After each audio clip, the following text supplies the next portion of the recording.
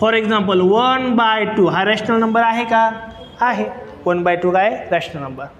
आणि decimal number म्हणजे काय रे माहिती आहे तुम्हाला? Decimal number. डेसिमल नंबर म्हणजे काय? ज्या बघा फ्रॅक्शनल म्हणजे काय? फ्रॅक्शनल नंबर ज्याच्यामध्ये कोण असतो? न्यूमिनेटर पण आहे आणि डिनॉमिनेटर पण आहे. याला काय म्हणतो आपण? फ्रॅक्शन. आणि डेसिमल नंबर म्हणजे काय? ज्याच्यामध्ये पॉईंट असतात. काय असतात? पॉईंट. फॉर एक्झाम्पल हा फ्रॅक्शन काय दिलं आहे आपल्याला? 1/2. 1/2 म्हणजेच काय? हाफ. मग हाफ आपण असा पण लिहू शकतो आणि हाफ कसं लिहितो आपण? 0.5. बरोबर का नाही?